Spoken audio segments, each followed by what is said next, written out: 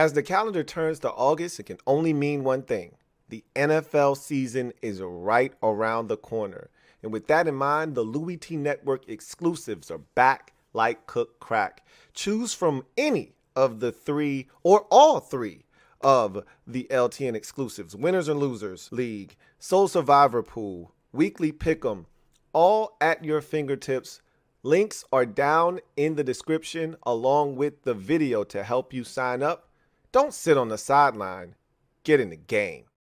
Who else could it be but me, your man, Louie T? Welcome to the Command Post Live. You know what it is. Post up. Take command. I, of course, am your Commander-in-Chief, Louie T. Thank you for joining me. Joint practice day number 1 in the books. And, man, I'm feeling like $1,000,000 after that first practice. Lots to get to. A lot of meaty information, and drawing a little bit of inferences. Don't want to run too far with some of these things because still so much more camp and a couple of preseason games in particular left to kind of decide some things at the back end of the roster. But man, it's getting juicy. It's getting hot. Okay, it's getting hot. So let's jump right into the proceedings this evening. Day 1 of the joint practices with the Baltimore Ravens. We talked about this being the biggest week of camp this year for the Washington Commanders. A lot of things are going to be solved. A lot of things are going to be, I think, crystallized after this week. I think Sam Howell is named the starter after this week of practice into the game. I think you're going to see them make a decision on the starting left guard after this week, if all things go the way that they want them to go after this particular game. I think you're going to see a number of things kind of get lined up, and then you're going to start seeing them preparing for week 1 against Arizona. So this is a big week. And you hear all the guys talking about, what a different look from a different team does for them. And I've heard this multiple times, and I'm starting to believe it, that joint practices are better than the game. And you see teams not playing their starters in preseason games because they've gotten a week worth of joint practices in, and there's no need for the game after getting all of these situations, knocked out during practice. And I think the part that makes these joint practices so valuable is the fact that you can set up certain situations. You can get into the specific details and the minutia of situational football, something that we struggled with mightily since Ron Rivera has gotten here. Our situational awareness as a team has been horrid. And so with Airbnb, I think that's one of the biggest differences we're going to see this year is situationally. We're going to be much, much better, much more sound in situations that we struggled in last year. Situationally, we were one of the worst teams in the NFL. I think you're going to see that change. And I think joint practices help with that. I'm still a proponent that you cannot replicate actual football. Practice is cool, but you can't hit a quarterback in practice. You can hit a quarterback in a game. I don't think you can replicate game speed. You're going hard and you're getting these great reps in, but you're not trying to take somebody's head off in practice. It's different when you get into a game. And so I'm still of the belief that games are essential, but these practices are huge, right? So let's dive into it, man, because today was fun. And what was also excellent is that, there were multiple streams, broadcasting the practice. So we were able to watch. I happened to be on the Ravens stream. It wasn't the best. Obviously, they're going to be more slanted towards Baltimore. So they were really only showing what Baltimore was doing when they were on offense. That's what we were watching a lot of. There were times where we got to see Washington's offense against their defense, but it was generally when Lamar was on the field, that's where the camera was. So I didn't get a lot of our offense until I found other clips elsewhere. They did have the 7-on-7. They did have the 11-on-11. On the Ravens broadcast. So I was able to see that and see a lot of what Washington was able to do. And I was very pleased. I saw some of the offensive line in indie drills. I saw some teamwork where they were working on twists and stunts. See, these are the things you can do in a joint practice setting where you can take your offensive line and their defensive line and you can go off to the side and you guys can work on passing off twists and stunts. And you can do that with your own team, right? But, in those situations, it's just fun to watch other, teams, because you're so used to Allen and Payne, or you're used to Sweat and Allen, or Payne and Young doing these things. And now you get a different flavor, right? So, and that's what Nick Gates was pretty much saying. Like, we know Allen and Payne's bag of tricks. These dudes have a totally different bag of tricks. And so it gives you a different look. It gives you a different perspective. So we heard from Ron Rivera, Daron Payne, Terry McLaurin, Nick Gates, Ricky Stromberg, Emmanuel Forbes, and F.A. Butta today. So at some point, we'll give you a little piece of information from all of those guys and what they had to say. I want to start this video off with the injury updates first, though, because at the last time we spoke, which was yesterday, we had quite a few injuries that we weren't sure about. A couple that, we thought were knickknacks, but we weren't sure, because you know how it is. I talk about this all the time, and you guys can attest to this. Guy can finish a game, guy can finish a practice, go in, blood settles, swelling kicks in, and all of a sudden you got a guy who can't participate for the next week and a half. We've seen it done. It's happening right now, currently, as we speak, with Fedarian Mathis. Tweaked the calf, came back in the game, finished the game, and now he hasn't practiced since, and now he's in a walking boot. Speaking of which, that's where we start. Fedarian Mathis out of practice. He was the only member of the Commanders to not take part in this practice in some way, shape, or form. Everyone else at least either stretched with the team or was doing side field work. Okay, so he was the only guy totally out of the mix with a walking boot on. That calf is an issue for him right now as he continues to try to heal up.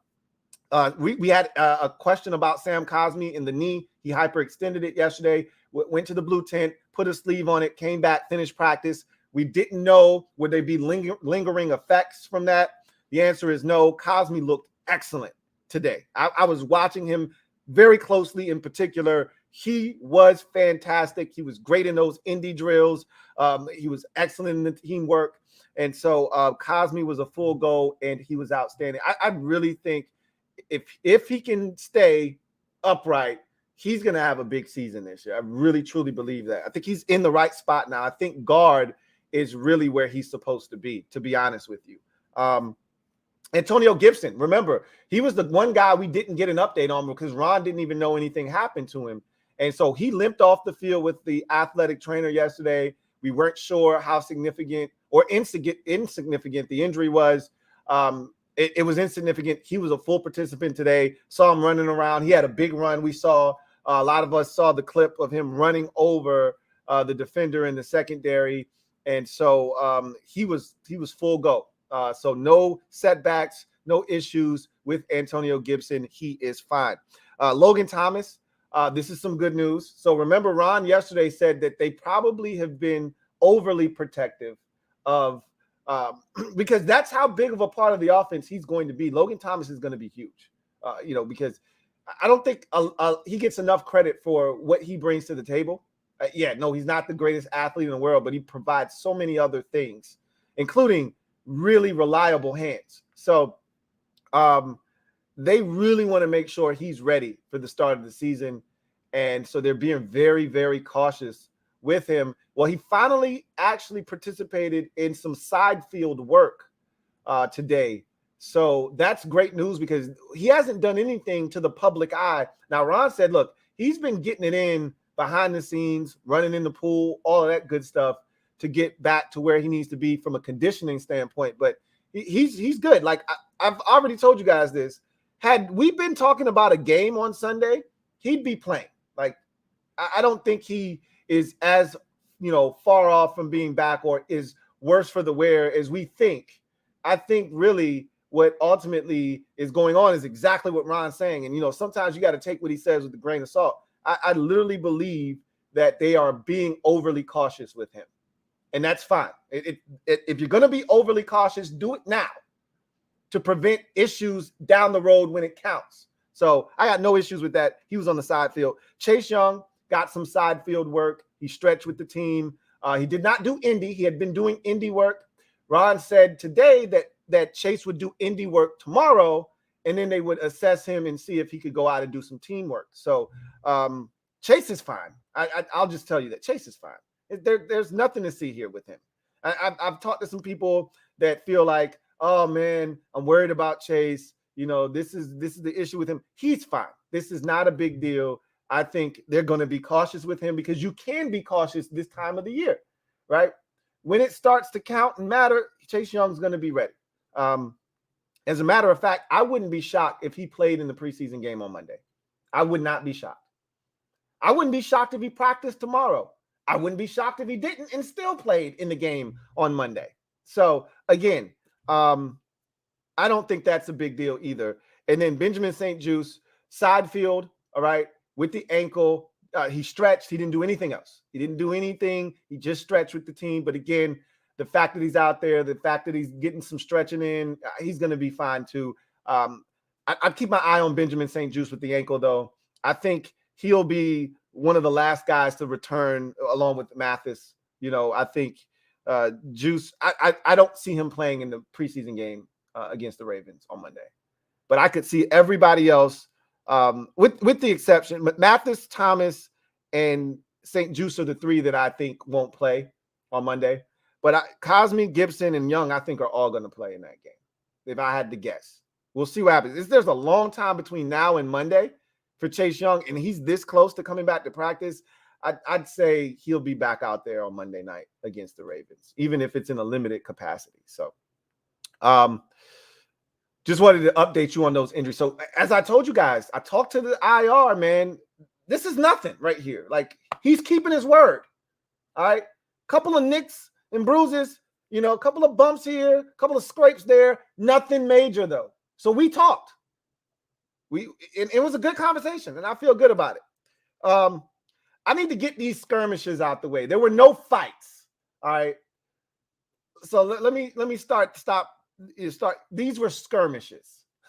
If you've been a fan of this team long enough, you've seen fights before. Okay.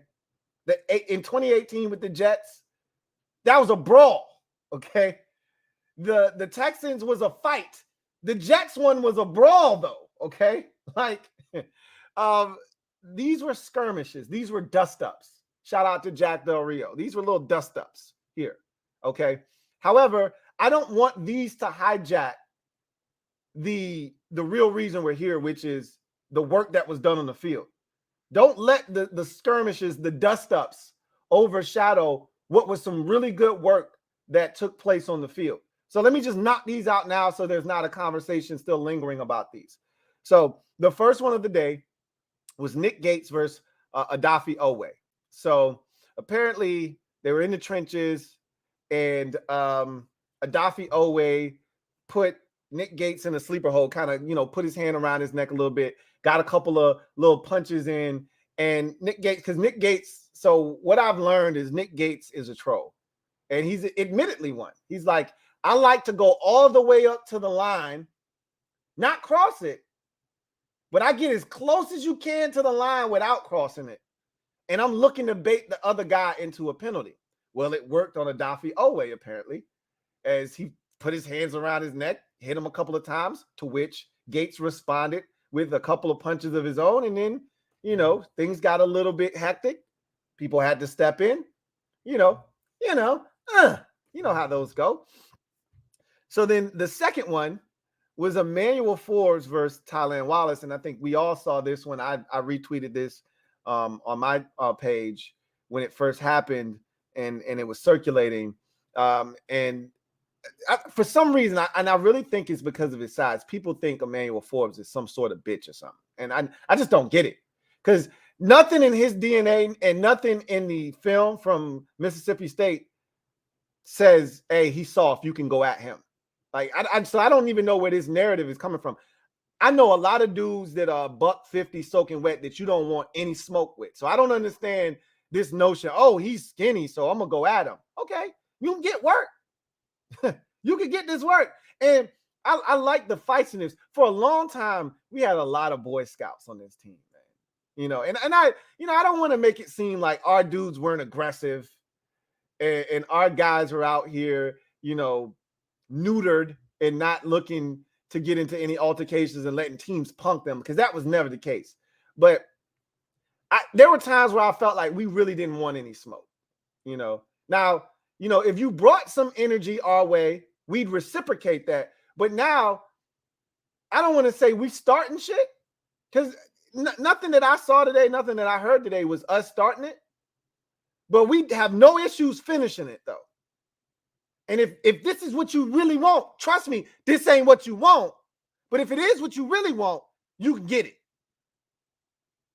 So I thought Forbes, that was beautiful, right? Guy makes a catch. It's just going to happen, right? Forbes is trying to punch it out. Aggressive punch. Now, here's the thing with aggressive punches.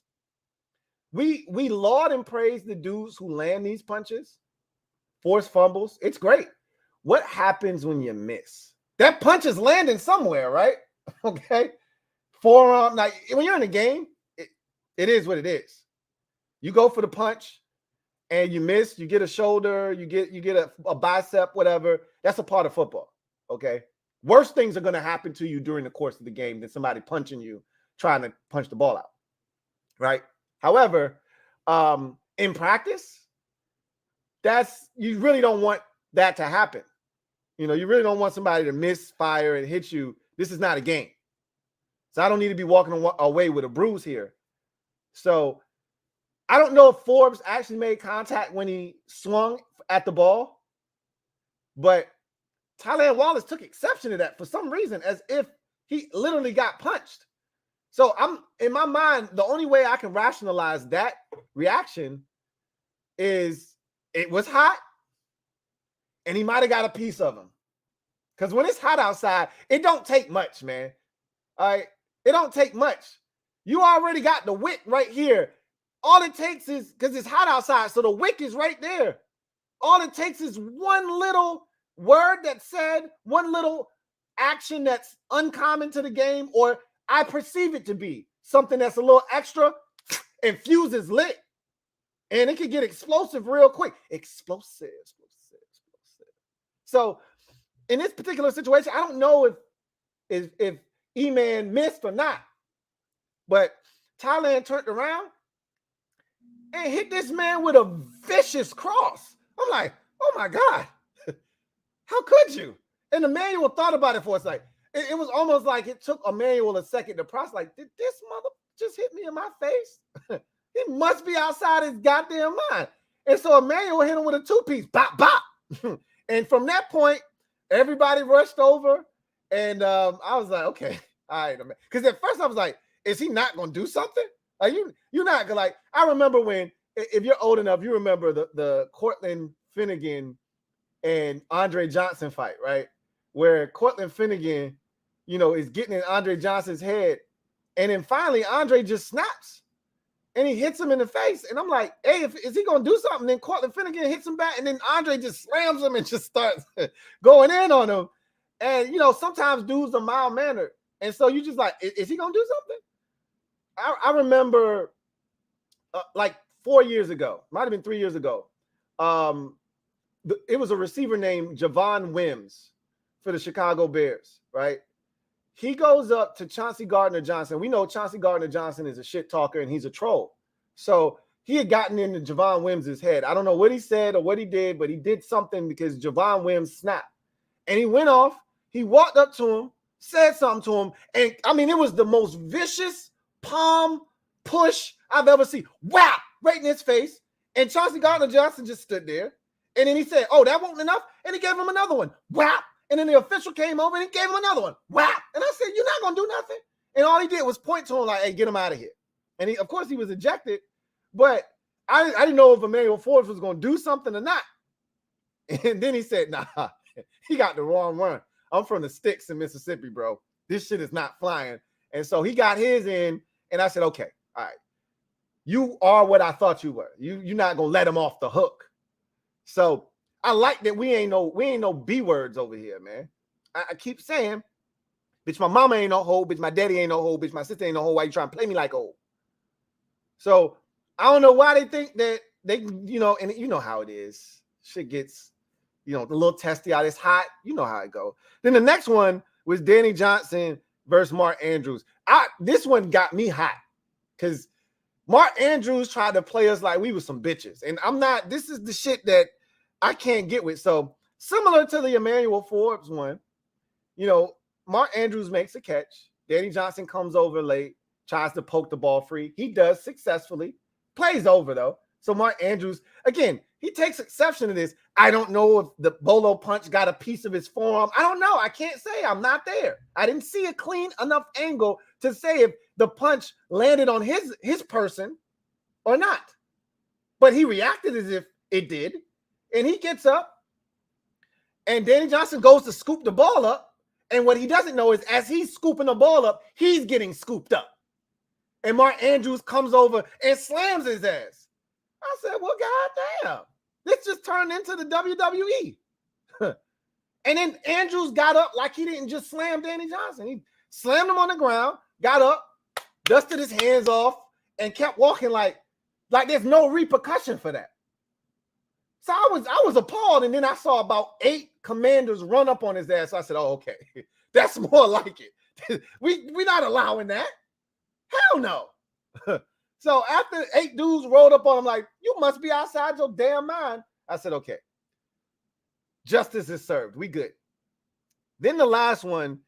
So, and then there was a brief little spat after the Mark Andrews situation with our old buddy Morgan Moses, old Momo.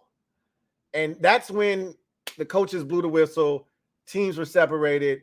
Ron took his crew, talked to them. John took his crew, talked to them. They came together. They talked to him as a group, and then they got back to practice in football. So, and what that moment did is it set the stage for the last little skirmish and dust up to be nothing more than just a dust up. It wasn't anything major. So Cole Turner made a catch on the sidelines by the Washington bench or area, and Ardarius Washington lit him up. It's a pretty good hit that he put on him, and it was really reminiscent of what happened in camp last week when Terry got on Benjamin St. Juste for hitting. I want to say it was John Bates after a catch. It might have been Cole Turner. Whatever the case may be, when Terry came over there, pushed him, said, hey, we won't do that shit to our teammates, yada, yada, yada, stand over him, all that. So Ardarius Stewart made the hit. The players on the sideline took exception to that hit. They got in his face. Temper started to flare, but then the Ravens players came over, policed their own players, took them, said, hey, nah, we're not doing that shit. Washington got their guys out of there, and cooler heads prevailed. But that pissed Terry off. So Terry ran over. Dax Milne ran over. Terry pushed a couple dudes. Like, nah, bad back. But get off my guy. That's bullshit. So then that was towards the end of practice. This was the last little dust up here. And so Jahan caught a pass in 11-on-11, the end 11-on-11 session. And Terry said, that's all day. That's all day. They can't guard us, essentially, is what he said. So Terry was still in his feelings a little bit. So there could be a carryover tomorrow. Terry was screaming and one after a catch. You guys saw that play where he got tugged on, flag came out. Terry still made the catch and came up the field and said and one, made the catch and the hoop and the harm, right? So the catch and the flag. So those were the skirmishes. Don't want to make too much of those because the real work was on the field, and it was some good work. So let's get into that. So the first thing, this is how you know it was a big deal. Star-studded event. Warren Sapp was in attendance. I don't think we've seen him since the very beginning of training camp. So Warren Sapp was there. Joe Gibbs was there, and the new majority owner Josh Harris was there as well in attendance. So this was a big deal, and I kind of like that Josh Harris was there because he got a taste of what it's supposed to look like. Because I've never been to Owing Mills, Maryland, to the Ravens, facility, but I heard it is beautiful by all accounts. And so he needs to know what the next facility that they plan on building, what it needs to look like. And as John Kahn said, that's something you can do within the next 2 to 3 years, is sell the facility that you have right now in Ashburn and build it somewhere else and just build this in enormous, massive facility with 3 fields, turf, a bubble, all of that good stuff. So that was the first thing. So let's talk about the actual action on the field. So slow start for Sam Howell in practice, and the offense for that matter. I think there was a little bit of an adjustment period that needed to take place. Sam, I think, I thought Ron described it probably, spot on. Like, Sam he's been protected by the whistle for a lot of training camp. And that's why I think it's imperative that you play your players in the preseason. They're not going to forget that they can be hit, but sometimes you're waiting, you're sitting back there. You can't be hit, so you're waiting for something to come open instead of that internal clock going off and saying, hey, I got to get out of here. And we saw that against Cleveland. On that one sack, he stood back there like nobody was coming instead of getting rid of the football. And you need that reminder sometimes. I got to get rid of the rock. And so after the slow start, Ron called him over, and Eric Bieniemy had a conversation with him about, hey, urgency, tempo, timing, and rhythm. Hey, ball out. You don't like it? Get out of there. But don't just stand there. And so after that, it clicked.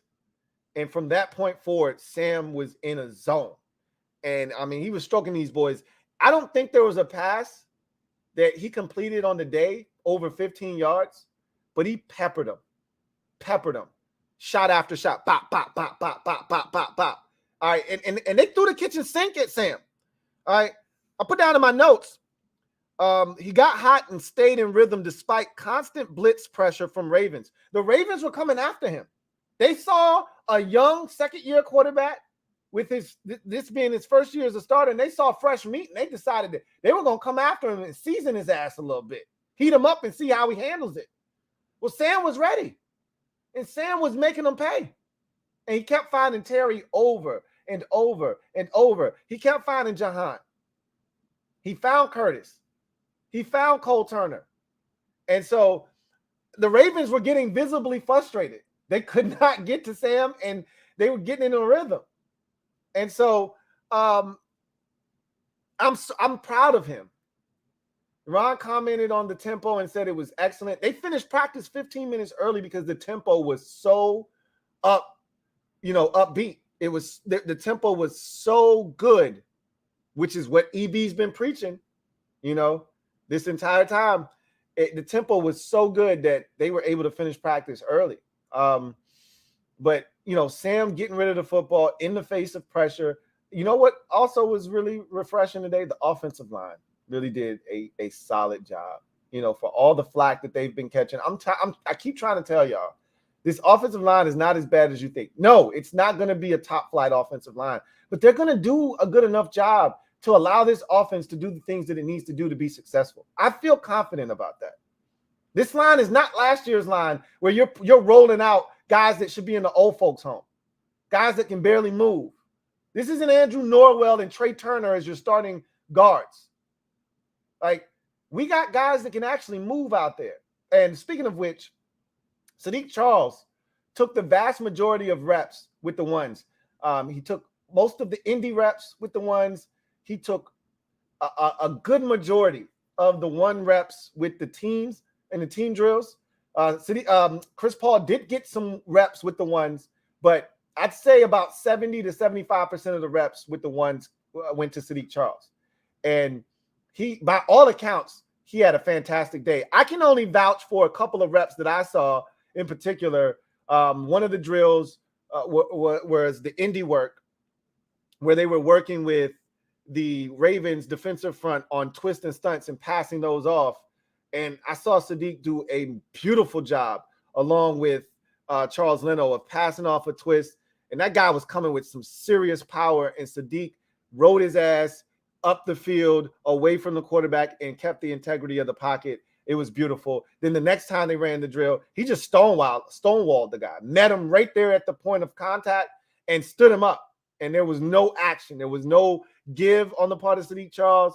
He didn't have to, give a little ground and then anchor down. It was immediate contact and stop. All momentum is dead right there upon contact. So he looked good in those drills. And by all accounts, he looked good all day long, taking those 1 reps. And the athleticism showed. And there are a lot of people that were there that said this is why they are reluctant to just give the job to Chris Paul right now, because Sadiq Charles is an upgrade athletically, and the things that he can provide you with, you can't get it from Chris Paul.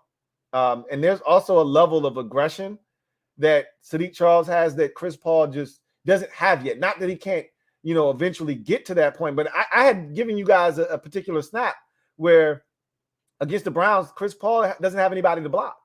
And he's head on the swivel, which is a good thing. Let me see if my center needs help. Let me see if my tackle needs help. But at some point, you got to make a decision and help somebody. You check left, you check right. You don't see anybody in imminent danger. There's no late rusher. All right, now go get in somebody's ribs.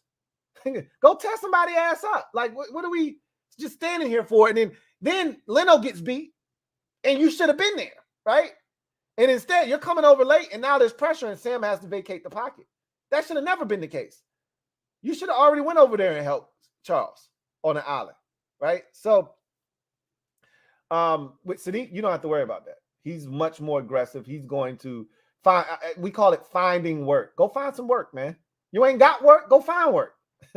So I told y'all, even when I'm not giving up on Sadiq, man. A lot of y'all, hell, there was a vast majority of them, cut him, cut his ass. You went old Coach Boyu on him. Cut his ass. No, we're not cutting nobody, man. Let's see what he got. So I was proud of him and the offensive line as a whole. And I got a couple of quotables for y'all to hammer this point home, to let you know what kind of a day it was for not just Sam Howell. Y'all know what it is.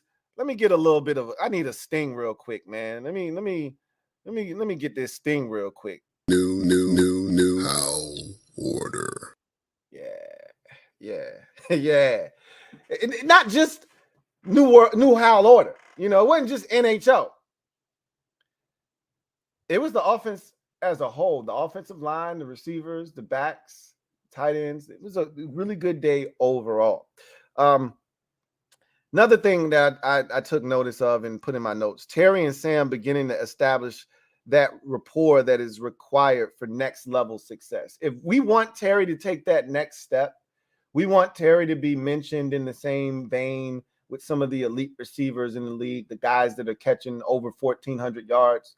You want to be in that conversation, you're going to have to establish a rapport with your quarterback. And he's going to have to give you opportunities for some trust balls where it's just one-on-one and you see it and you give me a shot.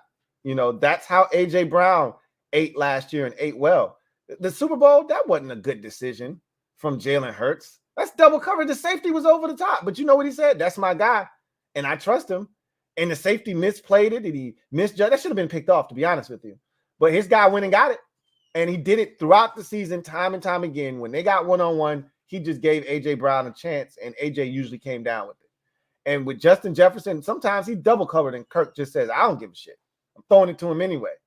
And when you establish that rapport with a receiver where, hey, when all else fails, I'm going to my guy, that's when you take that next step. And I think they're in the process of building that relationship. Terry's never had a quarterback like that. I mean, the closest he's come to that is probably Taylor Heineke, to be honest with you, because Heineke got to a point where he was like, look, F it, Terry's down there somewhere. He even printed shirts that said as much. So I think that was the closest Terry ever got to somebody really trusting him and giving him an opportunity when he got one-on-one. I think he's going to get to that point with Sam. And I think this was a big step in that direction today. A lot of opportunities for Terry today, and he took full advantage of them, man. Terry was outstanding today. I can say this, their corners and secondary really didn't have anything for our skill guys. Our receivers, they couldn't cover them. They were holding. That's the part I love about the Ravens. They're a physical bunch, man. And so they were holding, hugging, tugging, loving, and our guys didn't give a damn. They were getting off of the press. They were getting off of these, physical at the top of routes. They were holding and trying to stay in phase, and they were separating from these corners and defensive backs and getting open and winning, whether it was with physicality or with just pure route running ability. So again, it was a really good day for Terry, Sam, Jahan, Diami, Curtis and company. Again, the offense as a whole really, really played well today, which is what you want to hear, which is what I wanted to hear. Okay. I already told you this, but I'll read it again anyway. Sadiq Charles ran with the ones and looked good by all accounts today. So, and I, like I said, I laid eyes on him a few times throughout the day watching the joint practices. And every time I saw him take a rep, I thought he did a really good job of doing his job. So here's something that I found interesting today. And this is why I said this week is going to clean up a lot of shit for us, right? So we know Chase didn't practice today, right? So somebody had to step in and take first team reps. The assumption is, it's okay, it's just going to be James Smith-Williams that steps in and takes the first team reps on defense, right? Not today. F.A. Butta took first team reps opposite of Montez Sweat with the ones. And I think that speaks to the type of camp that F.A.'s been having. F.A. was phenomenal against Cleveland.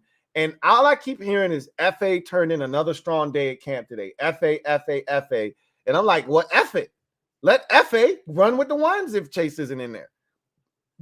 Who didn't like F.A. last year? Raise your hand. I'm not going to see no hands up. You know why? After last year, I was like, I wouldn't mind F.A. coming back. And a lot of y'all was like, I'm cool with F.A. coming back. Just because when F.A. was in the game, he got pressure and you got maximum effort. Not saying that you didn't out of Casey Tuill or James Smith-Williams, but you got production out of F.A. when he was in the game. F.A. had limited snaps, and I think he still came away with like 4.5 sacks last year. If you would have gave him James Smith-Williams amount of snaps last year, I bet you F.A. would have had 6.5 or 7 sacks. I feel like that. But in any event, F.A. took first team reps today across from Montez Sweat. I find that interesting. I don't think that's an indictment on James Smith-Williams, like he's in danger of something or nothing like. I don't think that's the case at all. I just think they're telling us that, hey, we really like what F.A. is doing right now. I think it's more of what F.A. is doing and less of an indictment on James Smith-Williams and what he's not doing. So I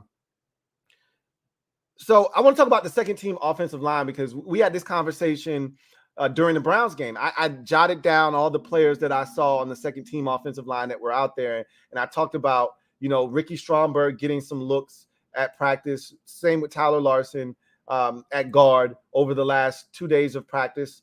This was right before we came to the joint practices. So you could see what they were trying to do. Ron kind of spoke about that yesterday. He elaborated on it again today about the importance of that. But the second team offensive line today from left to right was as follows. Cornelius Lucas at left tackle, Chris Paul at left guard. So again, Sadiq Charles is right now, if the season started, and I told y'all I thought this would be the case. The season started today. Sadiq Charles is your starting left guard. Okay. So Chris Paul was with the second group at left guard. Tyler Larson is your second team center. They had Ricky Stromberg at right guard, which makes a ton of sense because Aaron Montero, who had been manning up the right guard position, he's not going to start. I mean, he's not going to make the team, So why are we going through the song and dance? Because Ricky Stromberg is making this team no matter what. So why are we wasting time having Aaron Montero take your second team reps? If you want Ricky playing guard as well, he's a center. We're not looking to confuse this. Ricky Stromberg is a center. But in order for him to be active on game days, because he's making the team. This isn't about him making the team and making himself useful. This is about, can you be active on game days, Ricky? The only way Ricky Stromberg can be active on game days is if in a pinch, he can play guard. Because we can't keep 3 centers on game day that just play center. Like, that's why it's been important that Tyler Larson start playing some guard. because we know both Ricky Stromberg and Tyler Larson can play center, and Larson's gonna be your primary backup center. So we already know he serves a purpose there. But in a pinch, if Larson has to go in and then one of the guards go down, instead of you having to play musical chairs, if Ricky's up, he can go in at guard. If Larson's already in at center. So, you see how that works. So that's how they want to make sure they play this, and I think it's good. And Stromberg actually, held his own. It wasn't always great. I saw a couple of reps where I'm like, hey, Ricky, you gotta get tough.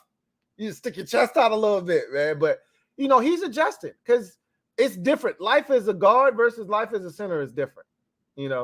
So and the Ravens, them some big boys, man. They got a dude named Pierce. He about a good 335, 340, man. He's a short little bowling ball. They got some big dudes, man. So it was good to see him hold his own. And then Trenton Scott was at right tackle to complete the second team offensive line. For all of the good today, one of the big stories that not enough people I felt like were talking about, if there was one knock on the offense that I had in reading a lot of what people were saying, it was the penalties from today. Washington had a lot of penalties today on offense in particular. I even seen some on defense. I saw one rep that Sip took, and he was mugging the receiver, but and he was excited about what he just did. I said, bro, that's assault in at least 13 states, bro. And then the flag came out, and he turned around like, what are you talking about? What did I do? I'm like, bro, stop. If a squad car pulled up right now and slapped cups on you, I wouldn't be mad. That's assault, bro. You know it. But we had a lot of false start penalties. We had a number of holding penalties. Like, we have to cut that shit out. We saw the impact of that against the Browns. How that one penalty, that was a promising drive. That opening drive was promising, and one holding penalty derailed the entire drive. And it's not like it was 2nd and 21 or 2nd and 20 or 3rd and 17. It was 1st and 20. We still had 3 downs to get 20 yards. And we just went backwards. It started with the holding penalty. We tried a screen. That didn't work. Then he got sacked, and then you find yourself in like 3rd and 31. So one penalty can derail a drive. We got to get better. We have to be cleaner. We got to clean that up. We did not have a good day from a penalty standpoint. So, and I thought John Keim on his podcast today had a really good, I think this is like a synopsis of the day at times for the offense in regards to penalties. So Antonio Gibson, I talked about the run. You guys have seen it on socials where he gets the ball, goes off tackle to the left. There's a defender out there. The caption on somebody's post was Antonio Gibson with the truck stick, right? Runs over the defender and gets up the field. Washington was right on that Washington sideline. They go off and go crazy. So he finishes the run with authority. And the very next snap, he has a false start. EB is incredulous. He tells Antonio, get off the field. They bring in Brian Robinson. It's a pass play. Brian Robinson doesn't pick up the blitz properly, and Sam Howell gets sacked. And so it's just something like that takes the air out of your sails, and then things start to go sideways. We have to avoid the mistakes. The self-inflicted wounds will kill you just as much as the other team just out-executing you. There's nothing worse than shooting yourself in the foot. All right. Ain't nothing worse than Della Reese shooting her, getting shot in her big toe, right? You shot me in my big toe, right? That hurts. You know what hurts worse? Plaxico Burress shooting him his own self in the toe. That hurts worse. Okay. So we can't be hurting ourselves like that. We got to clean that shit up. Emmanuel Forbes. Last thing. thought he played well today. The defense was solid. I thought that the Ravens had stretches where they just had their way with our defense, specifically the secondary. Too many completions, if you ask me. I thought we got some solid pressure on Lamar, though, and we mucked things up a little bit. They had a couple of hits in the run game, but for the most part, I thought we did a good job of controlling the run as well. They had a couple of hits, as I mentioned, but nothing major that I, was snapping about. But the biggest thing is I thought it was just too many completions, which was a far cry from what we saw against the Browns, because we forced incompletions. It was tight, sticky coverage. It felt like it was too many completions for the Ravens. But Emmanuel Forbes played well. Now, I thought there were two plays where I thought he got cooked. The one that we saw with Odell Beckham getting behind him, that was an underthrown football. I thought he was beat, And for Forbes, with a guy with ball skills, he's beat when he doesn't turn around, because Forbes is always looking to get his hands on the football. So he knew he was beat. That's why he didn't even bother to turn around. He just jumped in the air, sort of face guarded him, but the ball hit him in the back of his helmet. It's good coverage. He was there. He recovered, but a better throw might have gotten him. And then there was another route on a corner by, I want to say it was Zay Flowers, who got on top of him. And he was beaten, and Lamar Jackson overthrew him. So Lamar's got some shit to iron out. But all in all, I thought Forbes had a strong day. A number of PBUs. He was physical out there, talking his talk. I loved it, So he's gaining confidence is what he's doing. He's gaining confidence slowly but surely. He's putting himself in a position that I could see him picking off Colt McCoy, who's trying him in week 1. I could see that shit happening. Overall, I thought it was a solid day by the defense, but a lot of the attention was on the offense, and rightfully so. We know what this defense is supposed to be. What they ultimately are, we don't know, but we know what they're supposed to be.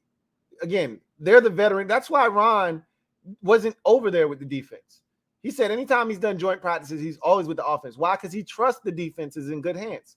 I don't have to worry about them. I got a defensive coordinator. All of Ron's defensive coordinators either got jobs or has had a job in the league as a head coach before. Sean McDermott got a job. Steve Wilkes got a job. Eric Washington was the only one that didn't do a great job, and Ron had to take over for him. But he didn't need to be over there micromanaging the defense. I know they got it. The offense is where I need to be, because for Ron, let's keep it a buck. The difference between Ron keeping his job and being here next year and Ron, being out on the street and probably never getting a head coaching job again is the offense and how well they play this year. Because the defense, even if the defense isn't what they were last year, they're going to give us a chance. They're going to keep us in ball games. If the offense can't score, it'll be deja vu all over again. He knows that. So his attention and his focus is Sam and this offensive line, because those are the two. Like, Ron isn't worried about the receivers, and he loves Logan Thomas, and he's seeing the development from Cole Turner. He's not worried about his tight ends as long as Logan Thomas is healthy. He's not worried about the running backs. Ron is worried about Sam Howell, and Ron is worried about the offensive line, because he knows those two items right there, those two position groups, can cost him his job this year. So I don't blame him. Let me give y'all some quotables to kind of hammer home the type of day it was today. So this was Quadri Ishmael, who does the radio. He does the radio for the Ravens broadcast network. He's been doing it for years. Former NFL player, the brother of Rocket Ishmael. He said that looked clean. They looked good. That was him on the Commanders' offensive line today. For those of you out there that think this line stinks and they can't do this and they can't do that, they're going to be the death of us. I keep trying to tell y'all, you're overreacting. Is this offensive line, have they given us a reason to be concerned? Yes. Yes. I'm not telling you not to be. But what I'm telling you is they can fix all of the issues and they can be solid enough. I'm not telling you that they're going to be great, because they're not. The only guy that I see with potential greatness is Sam Cosmi. And he's got to stay healthy in order to achieve that. But if he's healthy, I think Cosmi can be one of the better interior offensive linemen, not just on this team, not just in this division, in the league. I think he's got that kind of talent. But he's got to stay healthy. So that was from Quadri Ishmael. This quote was from Curtis Samuel. We put together a great day. Speaking of the offense, we put together a great day. Generally, you don't hear players say that about a day of practice, but that's the kind of day it was. Offense was smooth like butter. Slow start, but eventually they got it together, kicked it into high gear, and as Curtis Samuel said, we put together a great day. And then I wanted to read you this last quote from Marlon Humphrey, star cornerback of the Baltimore Ravens.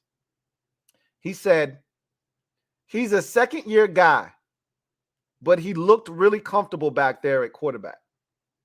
Of course, he's referring to Sam Howell. They threw the kitchen sink at him today. They tried him, all right? They said, hey, let's heat his ass up and see what he does.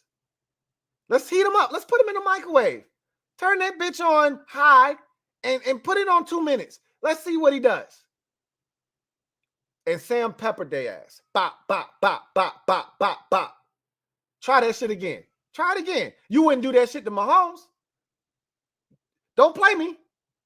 All right? I'm not the one. So then he went on to say, did Marlon Humphrey, continuing, Terry, Samuel, Dotson, those guys are legit. So there was some really good work today. Iron sharpens iron. You're not getting better if they put a scrub in front of you and you dominating them. That's not making you better. You just boosting your ego at that point. But you're not getting any better.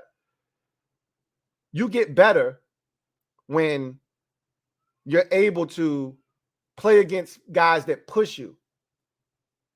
And that's what we're bringing to the table with the Ravens during these joint practices. So, that was from Marlon Humphrey. So I think the league, they're going to figure this out eventually, that Sam ain't no joke. But the Ravens are figuring that out slowly but surely. The AFC North is figuring that out. You know, the Browns already saw a little bit of that. You know, the Ravens are about to figure that out. And, you know, the Bengals won't see him unless there's some joint practices happening that week too. And we know it's not, because we knew about these joint practices before camp started. So I'm excited for what is to come, and I'm proud of the progress that's being made. So let's get to the comment section. That's all I got for you from day number 1. It was a great day. Looking forward to day number 2 and wrapping this thing up with a bang. I've already told you guys that I believe that the starters are going to play significant snaps in Monday night's game against this same Ravens team. I can't say the same for the Ravens. I don't care what they do. I only care what we do. And I think we're going to see this team get reps in the game. So let's get to the comment section and see what you guys have to say. So Trevor Patch, thank you for the super chat. Greatly appreciate you. My guy, Trevor, thank you for being a member of the MOBB, writes, I like Gates talking about pushing your opponent to the edge without crossing the line. Yourself from players getting under their skin to the fight we just witnessed on Rio's channel. Today's been fun. Hashtag Forbes got hands. I love it. From Nick Gates kind of told us that when he first got here, like, I'm a guy that plays on the edge. You know what I mean? And Gates, he even said it today. He's like, I love practices like today. I love the chippiness. Like this is my kind of, you know, environment. Like Gates already said, hey, I'm gonna keep it a buck with you. I'm a tough SOB, man. Like for real. Like this is what I do. He's like, I like being in charge. That's why I like playing center, because I like being in charge, calling the protection, setting everything up, and I get pissed off when somebody touches my quarterback, period. So you want, I told you, you want those type of guys on your foot. Like for a long time, I didn't feel like we had enough of those dudes. Not just on the offensive line, I'm just talking about in general. Dudes that just get pissed off because, you don't want to see teammates fighting. But if you're a competitive guy and shit's going sideways and dudes are okay, that shit ain't okay. I know I almost got in a fight with a teammate, over dudes just being okay with being mediocre. And I got in some people's faces and it almost got the fisticuffs. Shit happens. Like if you highly competitive, you want to win and and it's okay to win, but I'm trying to crush your larynx. Like I'm trying to step on your windpipe. I ain't trying to just get by. Like 17-15 is cool. It's still a dub. 3 weeks from now, we're not going to look back and say it was 17-15. We just going to see that it's a dub. It's in the left-hand column, and we're going to keep it pushing. But why win 17-15? Why have a heart attack and have to be revived 3 or 4 times on your deathbed? Why have to have a defibrillator bring you back when you could win the game 34-15? Why not do that instead? I think when you have enough guys that give a shit, that are highly competitive, that want it bad, who are willing to go the extra mile like Nick Gates, push a dude a little bit, and see how he reacts, that bodes well for you. It bodes well for you. So I'm excited, man. I'm excited about what this team can be. I'm excited about, the collection of guys that we have this year. It feels different. I get crucified for saying that, but it feels different.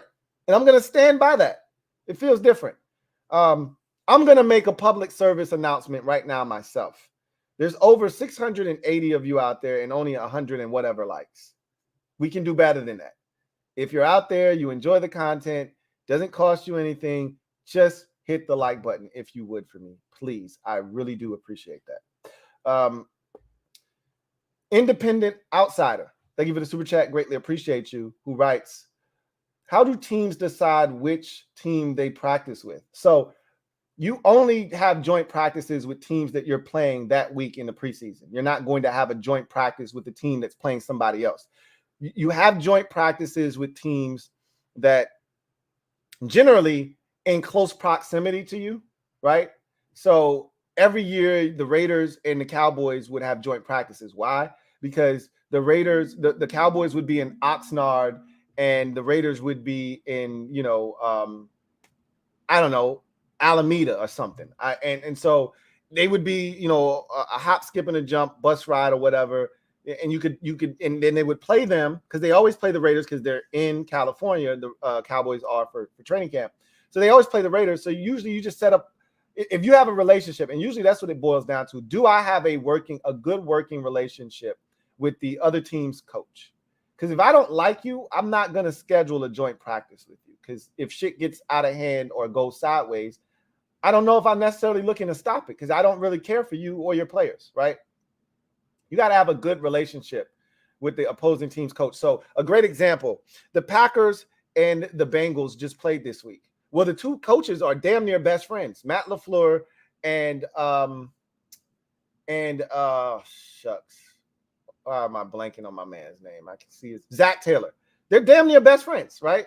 Matt LaFleur, Zach Taylor, Sean McVay, they're all buds, right? They're all chummy, right? So it was nothing for him to pick up the phone like, hey, man, we got y'all week 1 of the preseason. Hey, you trying to get in a couple days of practice this week? Yeah, we can do that. And then they start coordinating how it's going to go.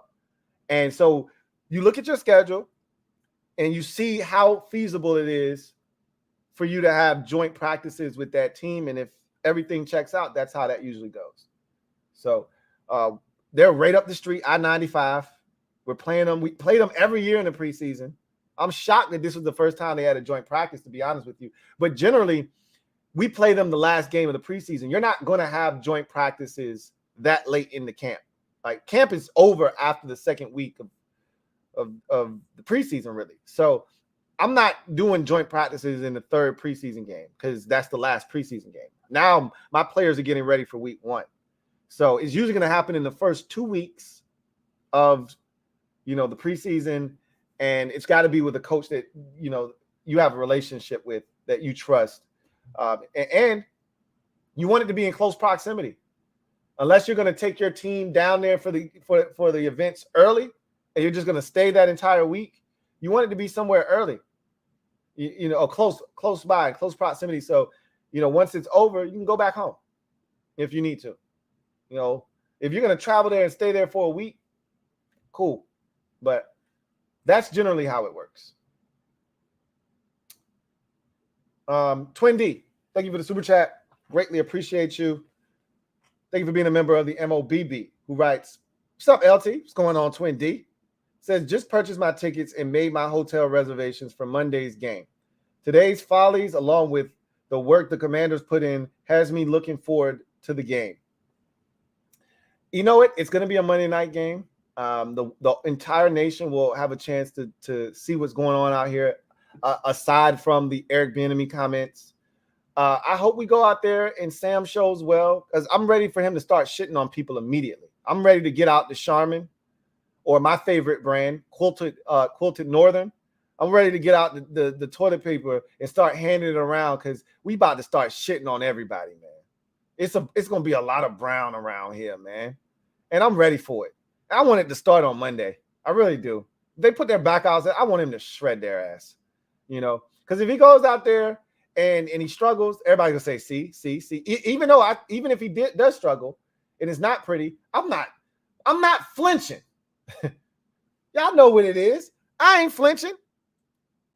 New how order. New how. I ain't flinching. Y'all know what it is. So trust and believe. No matter what happens, I got my guys back. But I really want him to start shitting on. I'm ready for him to start dropping deuces on everybody, starting on Monday, because the disrespect has been real. I talked about it all offseason. The amount of disrespect that has been served up to him in particular, but the team overall, but to him in particular, man, some people got to pay. Some people got to pay. So I'm hoping it starts on Monday. So hopefully you'll be in attendance to the beginning of the end for everybody sleeping on Sam Howell. Wake their ass up. We got to win tomorrow. I'm ready for it. Trevor Patch, thank you for the super chat. Greatly appreciate you. Double up. Thank you for doubling up. My guy Trev writes, "I saw Ron drive up for practice and let Tamarick Hemingway out of the whip to leave him holding his shells outside the gates all day. #tragic." Hey, he was all for a little stretch there. Tamarick Hemingway was a phone call away, like Chingy, man. He was a phone call away. So, what's that, Chingy? Might be mixing up my dudes, man. I think it was. Anyway, that's a great name. Speaking of Tamarick Hemingway, it made me think of this. Did y'all see Samis Reyes retired? Citing concussions as the reason. That was a cute story, wasn't it? I got sucked in like a tractor beam. Sucked me right on in, I got sucked in. I can't lie. I bought it hook, line, and sinker. I was so excited because I called him coming to Washington before it happened. So I was like super excited, 10 times excited for that. And then Chris Cooley told me immediately. I think Kevin Sheehan might have doubled down on it as well. Like, bro, he's not what you guys think he could be. You with ex-basketball players, you see the fluidity, you see the change of direction, you see when guys are going to be a problem, like Julius Thomas, like Antonio Gates, like Tony Gonzalez. You see where that basketball background translates. He never had that. And they were adamant about that from the jump. So shout out to those guys for being all over that and being right. But I had on my blinders at that time. I wanted him to work out. But I told y'all after like the third or fourth preseason game that I had seen him, I was like, he looked a little stiff. He looked real stiff. And he was still struggling to catch the football too. So Anyway, I digress. Christopher McLaughlin, thank you for the super chat. Greatly appreciate you. Thank you for being a member of the MOBB. My guy, Chris, writes, hey, Lou. What's going on, Chris? Hope all is well with you and the fam. Likewise, man. Likewise, as always. Hope this finds you and your family in great spirits.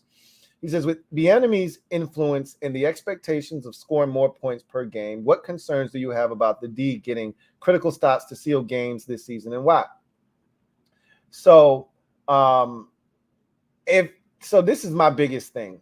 Is one of the chief complaints of those who are in the corner of a Chase Young or a Montez Sweat or any of the guys on the team that haven't had the sack, numbers. The thing that they always run to is we're not up in games, which we aren't. It's rare that we win a game and lead start to finish. That doesn't happen very often. I think the Texans game was one of the few, if not the only game that we led start to finish from beginning to end. Maybe the Falcons game. I don't know if the Falcons ever took the lead at any point in that game. I don't think they did, but they may have. But there weren't many games that we took the lead to start and never relinquished it. We were trailing against Jacksonville after the hot start, if you remember. That score ended up 22-14 at one point. They scored 22 unanswered points.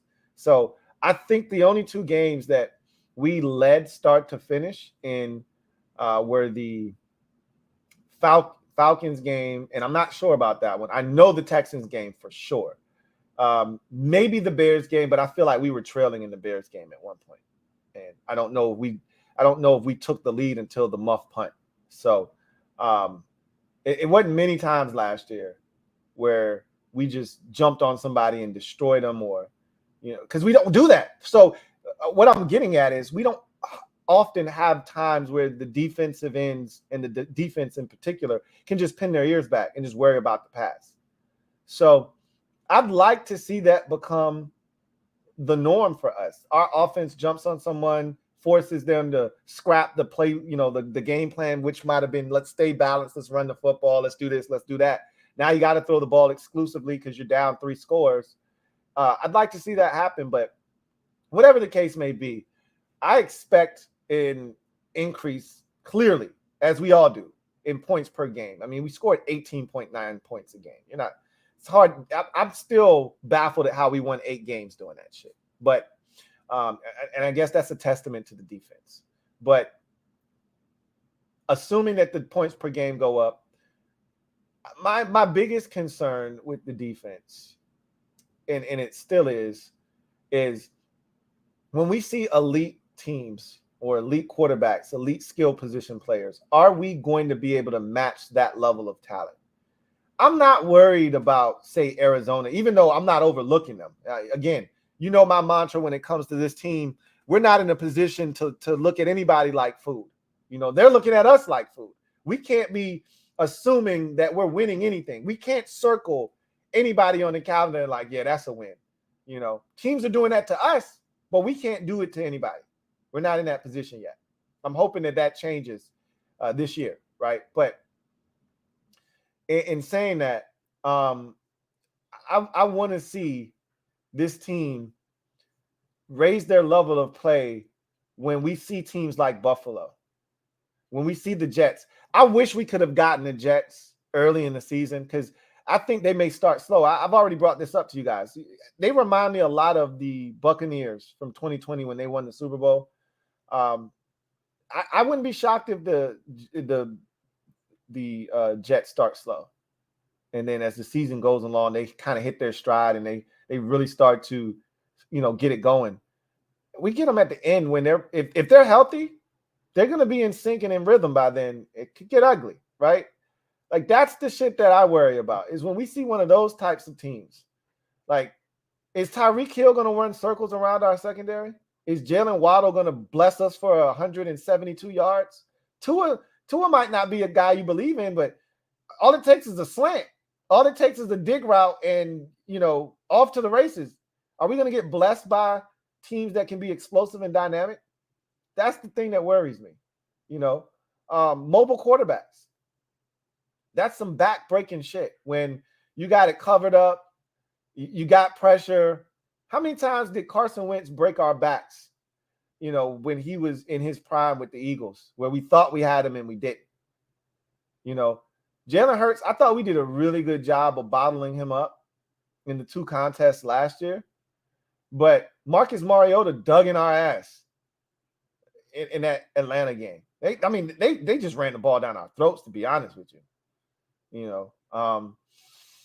And Justin Fields killed us on the ground. And we sacked him 4 or 5 times, but he also ran for over 100 yards against us, okay?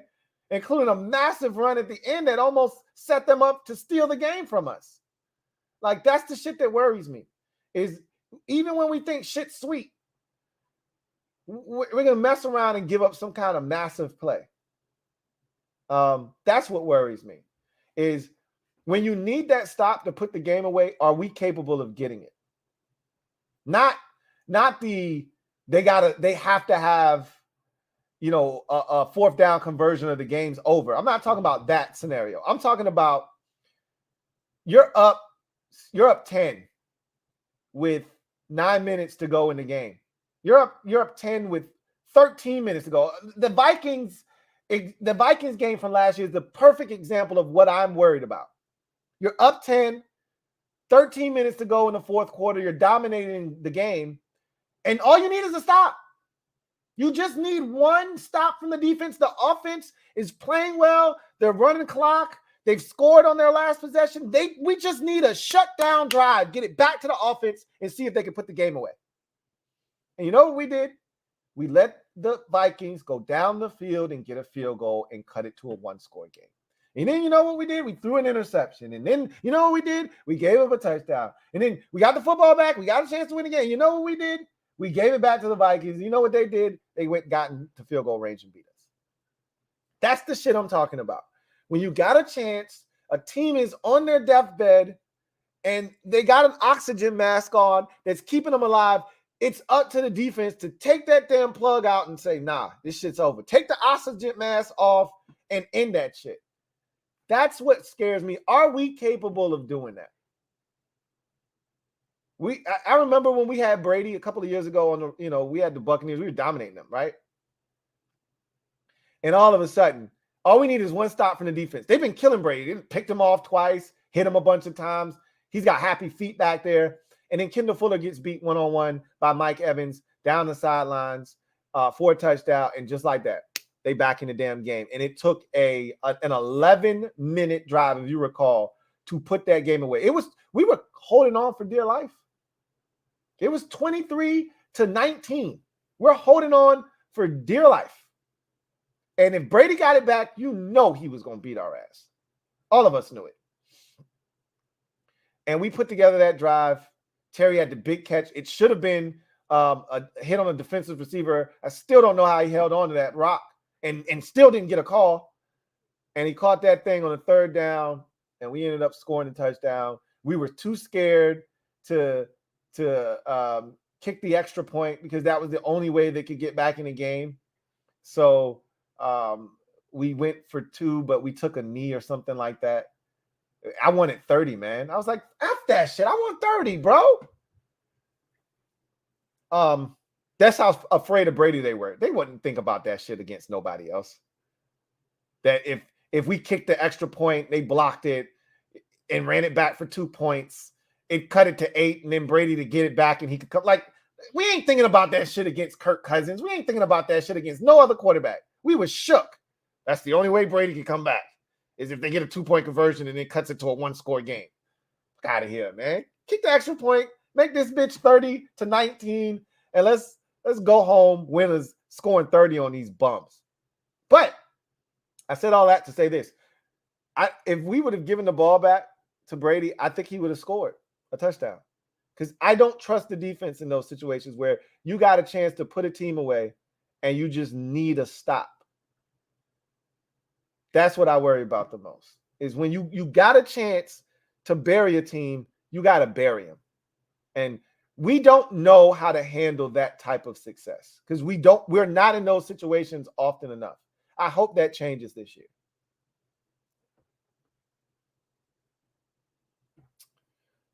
Christopher McLaughlin, thank you for the super chat. Greatly appreciate you. Thank you for being a member of the MOBB, as I mentioned. Double up. My guy, Chris, writes, hey, Lou, 2 questions. What are your expectations for Derek Forrest this year?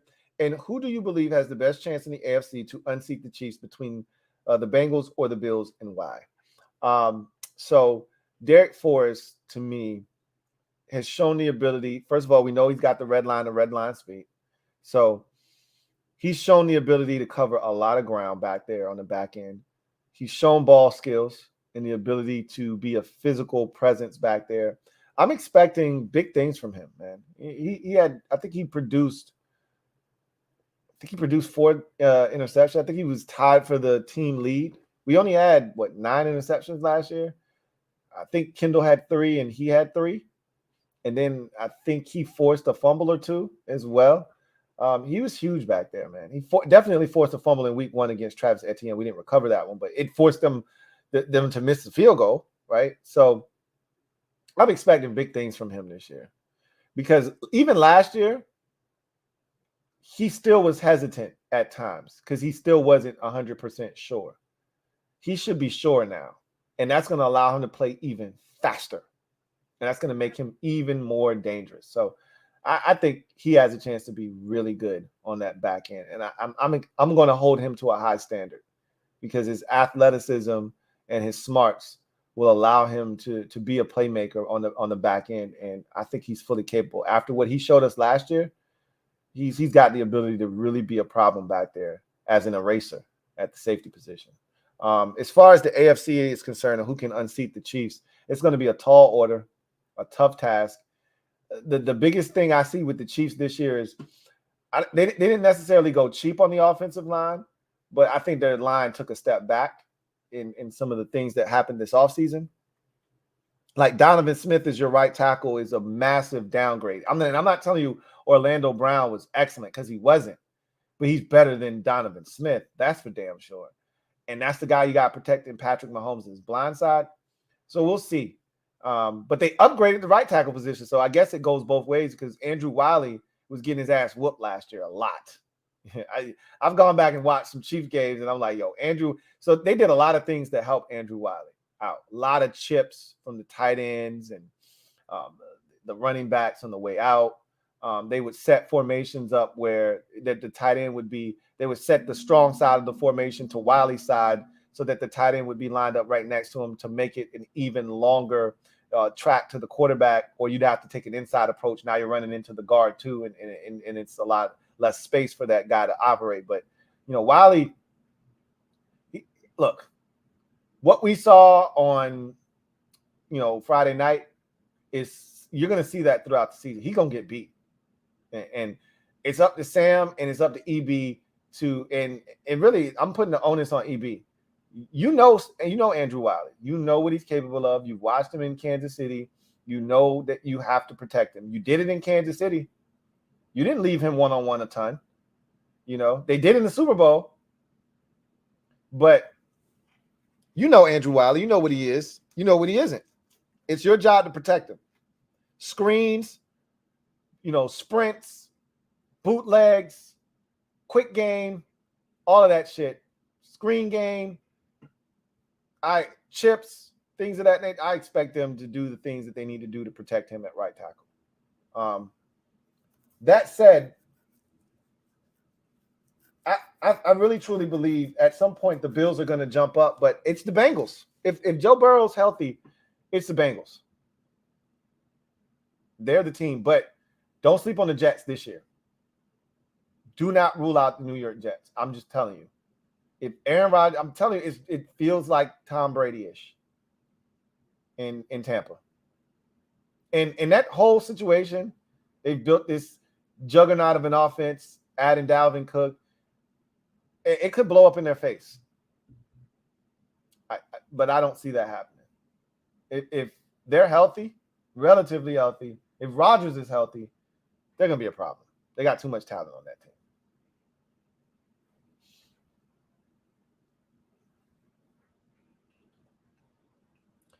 And the reason I say the Jets or the Bengals is because even with the Bills, I still got to see if they can get back to where they were with Brian Daboll as their offensive coordinator. They didn't look like themselves after like week 7 or 8 last year. They weren't the same Bills that ran over the Rams in week 1 and jumped out of the gate, looked like they were going to be killing teams. They have too many of those games where you go, what the hell happened? Like the game against the Jets that they lost last year, or the game against the Dolphins that they lost last year, where they dominated, everything statistically except the scoreboard. And then, they haven't figured out how to use their running backs and their offensive coordinator, who was the quarterback's coach. Ken Dorsey is still trying to figure some shit out. And so I'm not sure the Bills are that team. It's a ton of continuity in Cincinnati. They know who they are. They know what everybody's capable of. They've improved their roster. I think it's them or it's the Jets. The Jets are really physical on defense. They can cover. I think they can get after Mahomes, make him frustrated, and then I think they can score points as well. So I think the Bengals and the Jets are the two teams. Metaphor, thank you for the super chat. Greatly appreciate you. Thank you for being a member of the MOBB, who writes 10 RG3 plus 4 TLH equals SH14. One man's arm, love of the other. All right, so with that said, let me get a sting. Order. New. I don't know if the 10 plus 4 equals 14, and what that's all about. But I do know it's the nHo. It's the new Howl order. Y'all know what it is. The takeover is already begun. 1 for life. That's what it is. So I can't tell y'all how dominant he's going to be, but I'm telling y'all he's going to turn some heads this year. And as I've already said and stated, clearly, by the time this season has met its conclusion, he won't be the last quarterback in the NFC East when you're ranking the quarterbacks. I'll let your mind race as to who he jumps over or how many quarterbacks he leapfrogs in the process, but that's going down this year. Anyway, I digress. Rosario Satara Poleski, thank you for the super chat. Greatly appreciate you. Thank you for being a member of the MOBB. Really do appreciate you as always. My guy Russ writes, have you heard of spring merch for your channel? Merch store would appear on your channel. I'm a fan of how can't wait for fall. I have heard of that. I'm in the process of working something out to where the merch appears on the channel. That's in the works. So stay tuned for that. Working behind the scenes to get that done. Thank you for that. I can't wait. Bart Scott can't wait. It's right on the horizon. It'll be here before you know it. Red Wing 01. Thank you for the super chat. Greatly appreciate you. Thank you for being a member of the MOBB, who writes, Marlon Humphrey said Sam looked comfortable too. I read the quote to you. I'm fully aware of what Marlon Humphrey said. And trust me, one of the things that people don't understand about Sam is he's unflappable. If you watched him at Carolina, you saw that. You saw the games where he was under duress, shit wasn't going his way, and he gave you the Eli Manning stone face. That's his demeanor, that's his personality. So he's one of those guys that stays even keel. Like with Taylor Heineke, you could see when some shit wasn't going well. You could see him start pressing. You could see Heineke trying to throw the ball and get a 10-point play where you're like, bro, you're not bringing us back with one throw. So just chill to the next episode. But with Sam, he threw the one of the most egregious picks you'll see against the Dallas Cowboys in the end zone, took points off the scoreboard. He didn't flinch. He just came back and kept getting after it. You know what I mean? He against the Browns, that safety, he didn't flinch. He just came back and put together a beautiful drive. Got in the end zone. Like he's one of these dudes that I don't worry about because mistakes are gonna happen. I can't reiterate this to you enough. Mistakes are gonna happen, but it's how you rebound. It's how you bounce back from those mistakes. Sam ain't going nowhere. He's gonna stay even keeled. So I truly believe that their eyes were opened. Those Ravens, players and coaches, because they thought they was gonna come out there and they was gonna rattle his cage. Young quarterback, second year, first as the starter. Oh yeah, let's see how he handled it. We're gonna throw the kitchen sink at his ass. See if he's a plumber. Yeah, they found out real quick. Hey, send that damn sink back to the returner, to the sender, right? Return to sender. And I don't think they're going to change their approach tomorrow, but I think they understand. Hey, we dealing with John Keim described a sequence where Sam was able to get the ball out, and he said he thought it was an RPO. He wasn't sure, but he thought it was an RPO, and he said they got the ball out because that RPO held the safety just briefly.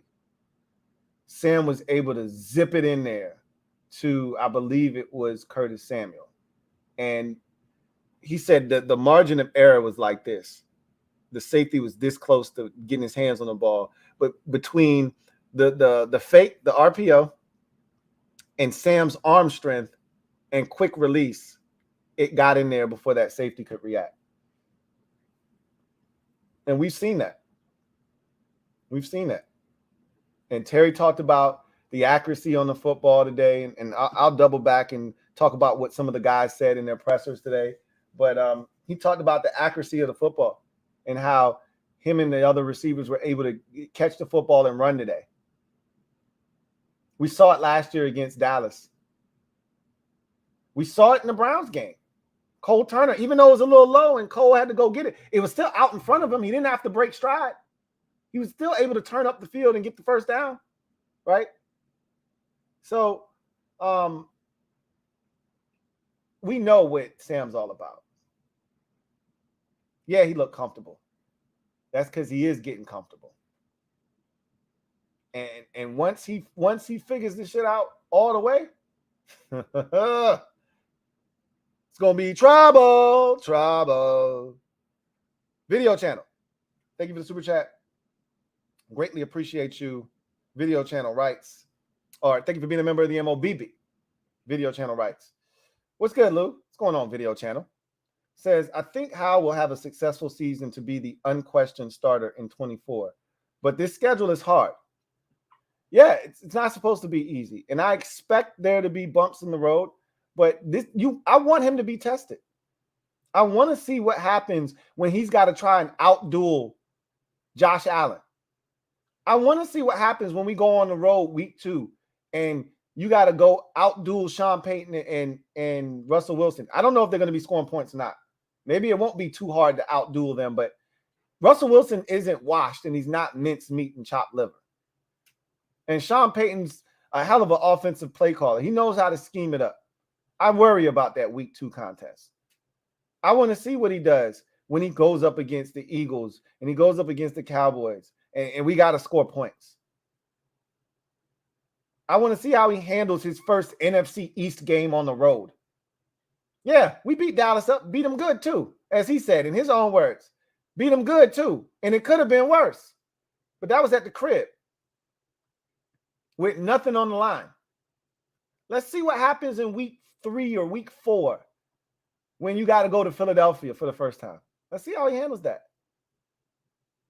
I'm looking forward to week 4 at Philly.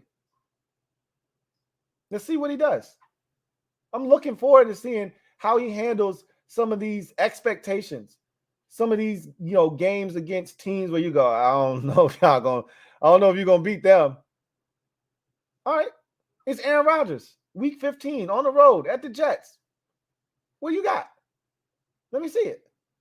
49ers red hot late in the season. What you got? We went there and got filleted last year. What you got for me? I'm anxious. Yes, the schedule is hard. I'm glad it's not as easy as it was last year. No excuses. Figure it out. You can't keep running from, the strain, as Eric Bieniemy calls it. You can't be afraid to strain. Yeah, I love layups, but guess what? You got to be able to hit the contested three too. All right. Or if somebody getting in your face and they want to delete the airspace, you got to be able to create your own shot and get a bucket. Ain't no more of these easy layups. Go get a bucket, man. Go earn it. I'm ready. I think the fellas are too. Red Wing 01. Thank you for the super chat. Greatly appreciate you. Double up. Thank you for doubling up. Who writes? Okay, I didn't hear you read the quote. That's my bad. No, you're good. You're good. I read 3 quotes from the day, 3 quotables. His was one of them. He says, needless to say, I was pleased with how we looked in the trenches today. Some give and take, but good. Exactly. That's kind of how I described it. I thought the offensive line did a really good job. There were some mistakes. I talked about the penalties. They got to clean that stuff up, and there were some things that they still have to clean up. But overall, from what I watched and then what I read, I was really pleased with, the day that they put forth. And just to revisit these quotes that I read for those of you who just came in not too long ago. The first quote that I read, that looked clean. They looked good. Close quote. That was from Quadri Ishmael, the brother of Rocket Ishmael, former NFL wide receiver and the one of the analysts for the broadcast of the Baltimore Ravens. He's one of the guys that's around the team always and has been there in that role for the Ravens for quite some time now. And he thought the offense, and when he said that looked clean, they looked good, that was in reference to the offensive line. He was commenting on the offensive line. We put together a great day. Quote, we put together a great day, closed quote. That was from Curtis Samuel, talking about the offense. And then, quote, he's a second-year guy, but he looked really comfortable back there at quarterback. Close quote.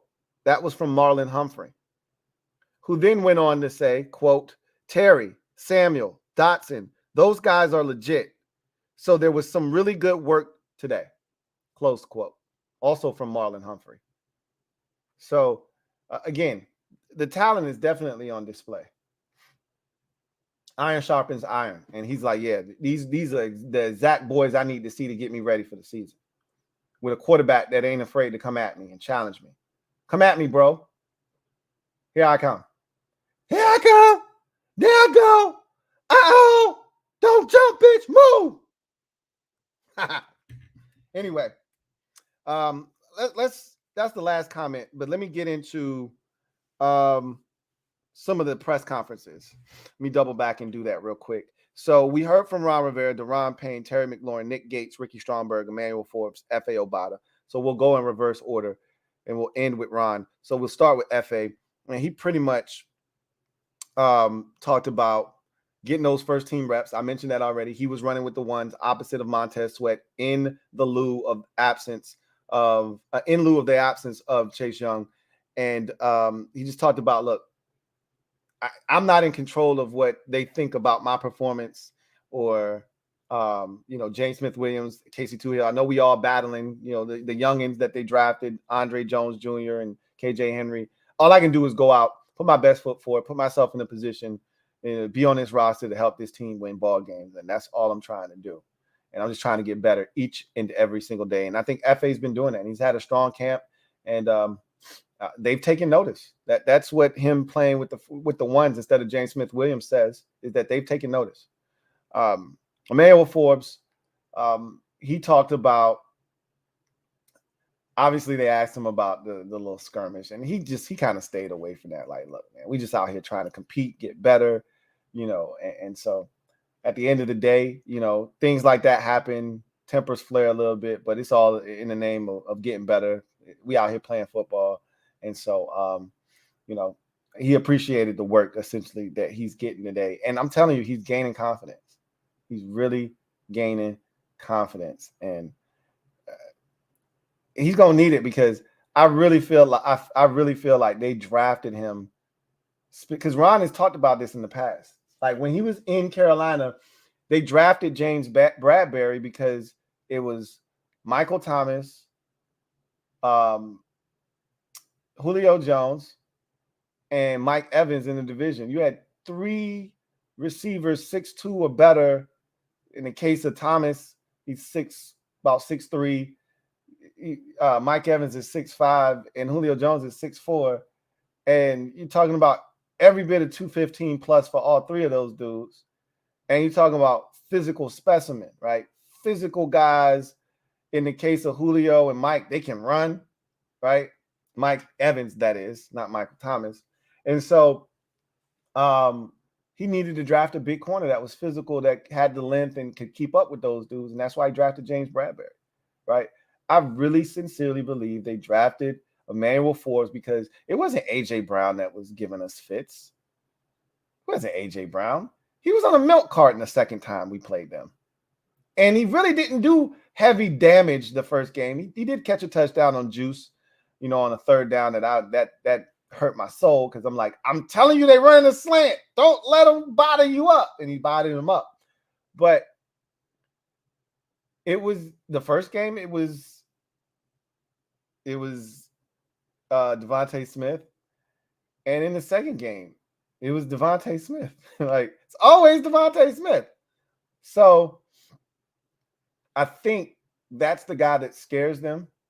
And they drafted Forbes, not just in particular to guard him and nobody else, but they drafted him with being able to defend guys like Devontae Smith in mind.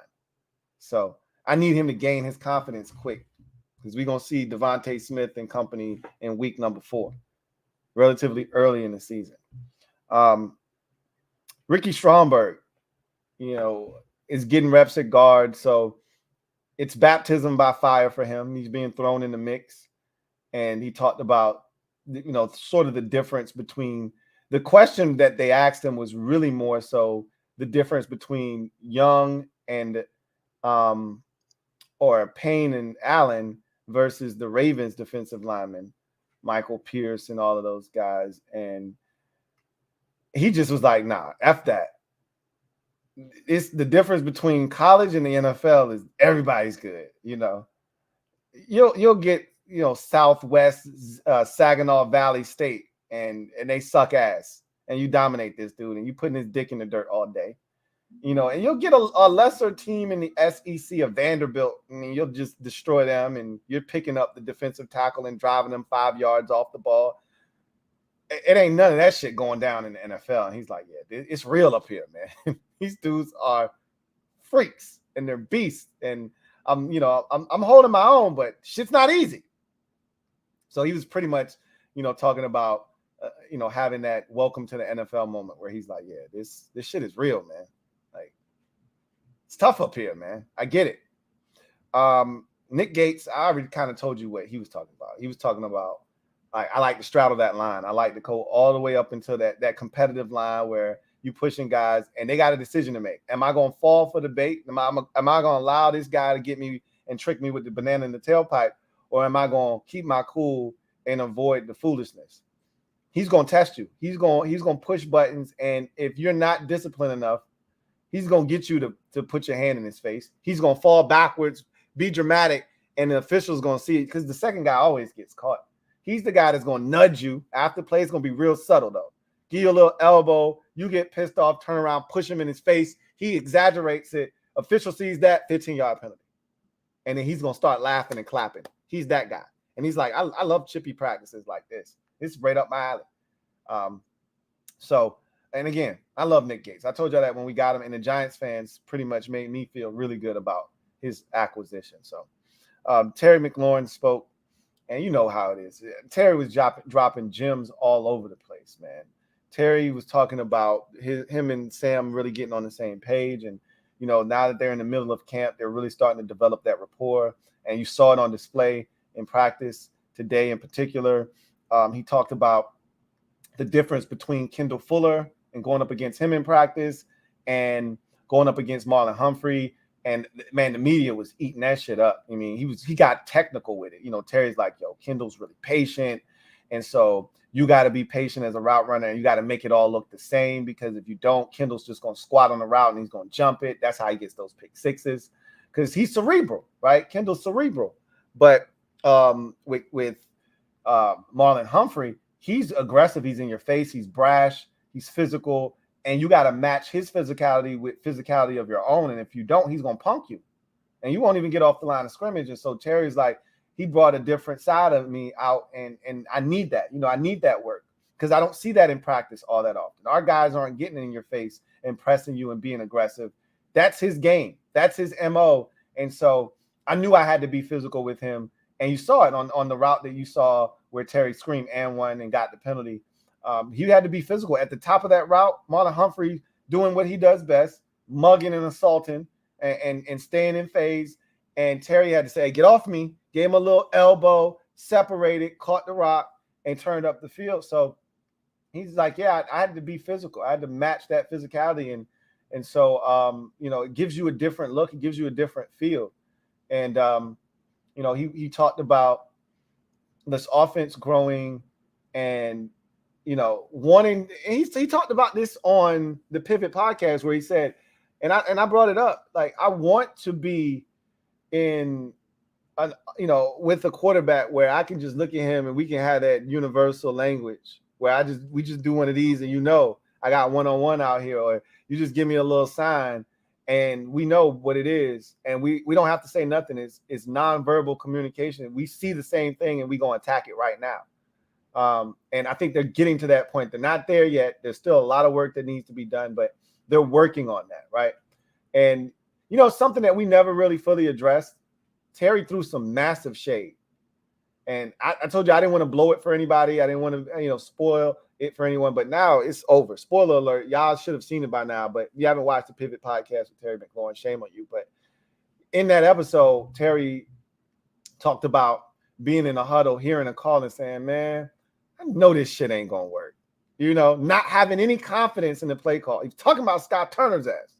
He's like, it's so refreshing to have, a different perspective now, a different play caller in there, and having confidence in the shit that's being called.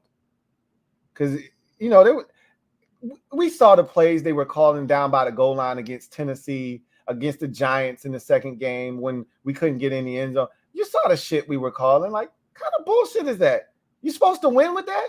Who's getting open? There's no concept here. Why are we running this? So he's talking about, seeing the difference in the offense. And he also mentioned the tempo and how, it's paying off. They went with tempo today. It worked. And this is what they've been doing in practice. And this is why they're doing it, for it to pay off when it matters. Deron Payne, this was classic Deron. This wasn't the new out of his shell like Deron. So I could tell when Deron was getting like, all right, enough of this shit. They asked him the same question like 3 different ways about the chippiness of practice. And he's like, look, man. And he gave him the same answer 3 times. After the second time, and I gave you the exact same answer, I'm trying to tell you that I don't have nothing else. You're not getting nothing out of me, and I don't have nothing else for you. You're looking for a quotable. You're looking for something you can put in your little article. I ain't got shit for you, bro. I just came here to get work in. We trying to avoid the foolishness, and we trying to get better. I ain't got nothing for you. I'm giving you all the coach speak that was given to us. So move on. And they kept asking him questions pertaining to that in different ways. And I could see him going from, hey, I'm cool with talking to y'all for 4-5 minutes to, hey, let's hurry this shit up. I got to get out of here, man. Is this some bullshit? As soon as it was over. Normally, and that's who he is. He usually doesn't say, hey, man, all right, y'all have a good one, none of that shit. But so the guy, the PR person said last one. So Deron knew this was it. As soon as the last word left his mouth, gone from the mic. He didn't have nothing for him today. The only thing he mentioned that was of any substance was he had been working on moves. He talked about that in a previous presser where he talked about working on moves, refining his technique, because he knew that now that he's on the map and he did what he did last year, teams are going to be looking to, double team him, and they're going to be looking for some of the things he did last year. So he's got to come with a couple of extra moves in the arsenal. And he said, I'm always trying stuff. They asked him, did he use some of the moves, in practice? He's like, look, man, I'm always trying stuff. It ain't nothing different. I'm just trying to perfect my craft and get better every day. So it was one of those type of pressers for him. And then Ron talked about, number one, the chippiness at practice, which he said, hey, that was expected. I knew it was going to happen, but we kept it to a minimum. We didn't let it get out of control. And again, we've seen fights. I don't classify these as fights. These were dust-ups. All right. Skirmishes, if you will. So Ron was like, yeah, these weren't that serious. We were good. And I credit John Harbaugh and his team for, making sure that these didn't get out of hand. The very last one that I talked about with you guys with Cole Turner and Ardarius Washington could have gotten out of hand really quickly because it happened on Washington's sideline. They took offense to the hit on Cole Turner. All it would have taken was one, shove or somebody smushing him in his face, and it could have got ugly real quick, and it could have turned into a disaster. But the Ravens players came over there and got their guys out of there and de-escalated the situation. And I think both teams did a really good job of that. But the Ravens in particular, after, John Harbaugh had a stern talking to with them. So, he talked about setting this up, him and Harbaugh being in constant communication, setting things up, and, being glad that they did. He talked about tempo of practice and how it has affected them, and how it, really showed today that the tempo that they've been working at is a really good one, because they finished 15 minutes early because the tempo was at the pace that they've been working at this entire camp. He talked about really watching the offense. He was with the offense the entire day for the most part. And he said, watching Sam, got off to a slow start, wanted to see him, get rid of the football, a little bit faster, making his decisions. And he talked about, and I thought Ron was spot on in his assessment of, as a quarterback, you can be lulled to sleep sometimes by the fact that you can't be touched in practice. So there's a whistle that's always going to save you, which is why, and I said this at the beginning of the show, so I don't want to keep reiterating this. You can't replace actual game reps. But he talked about how Sam was able to kind of get into a rhythm and a groove, and the offense really started to get it going. Really proud of the offensive line and how they performed today. And just overall, I thought the offense took a step forward with the progress that he's been seeing from them and what they were able to put forth in practice. He felt like they took a step forward. And that's what I wanted to see. I said, no steps back. Remember, one of the, my number two thing that I was looking for was no steps back for nHo, right? For him in particular, but the offense as a whole, no steps back. Let's just move forward. Let's keep it pushing. Let's keep pushing the ball. Let's keep pushing the envelope. Let's keep moving forward.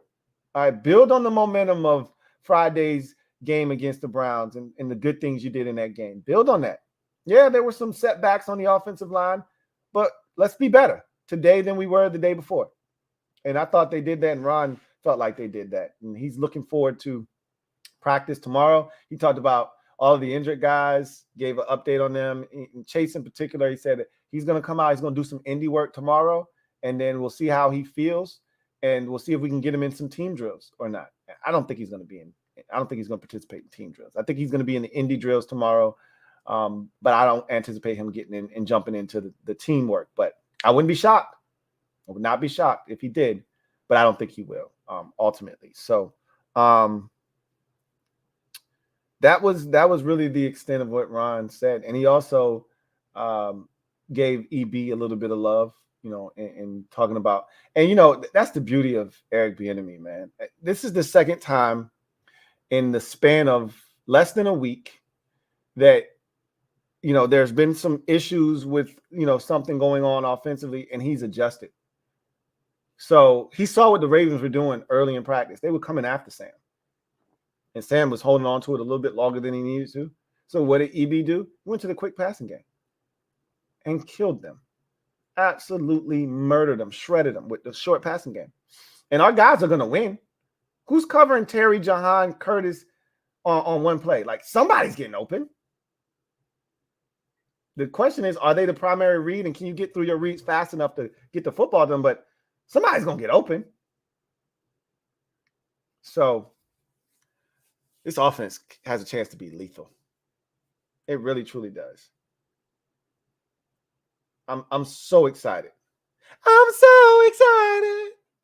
And I just can't hide it. This offense has a chance to really be good this year. And I'm not just saying that because, you know, I'm a huge Sam Howell, you know, supporter. Eric Bieniemy, Sam Howell, and the weapons that we have. That's why I'm confident. It's not just Sam. It's not just EB. It's the weapons, too. If the offensive line does what I think they're capable of doing, which is being average to slightly above average, that's all it's going to take, honestly. They can do the rest. EB can scheme up the rest. Sam can get it out of his hands. John Kahn talked about a particular play. Ravens brought pressure. And I want to say it was Sadiq Charles picked up the pressure. And Sam just ever so slightly slid to his left to a lane and delivered a dart. Just a little, just subtle pocket presence. Just buying yourself a little bit of time, but creating that window. Sam ain't the biggest guy in the world. We know that. Got to find little windows and avenues to get the ball off. And the pressure came. Sam slightly, backs away from the pressure, resets, deliver. Like, it's just the little subtle things. That's what you're looking for. Sam's that guy. Anyway, I digress. That's going to do it for me. Your man, Louie T. I thank you guys for joining me. I look forward to chopping it up with you tomorrow. We'll be back like Cook Crack to do this all over again. Hopefully it goes as well as it did today. Day one was a success. Let's hope day two mirrors day one and we leave this thing on a high note and head into the preseason tilt against them feeling damn good about ourselves. Because this is the last time we're going to see the starters in the preseason. So between the joint practices tomorrow and the game on Monday, it's the last time we're going to see them until week 1 against Arizona. So let's end this thing on a high note. Anyway, I digress. It's going to do it for me, your man, Louie T. Y'all know what it is. Post up. Take command until next time. Y'all have a good one. Take care. Order. New.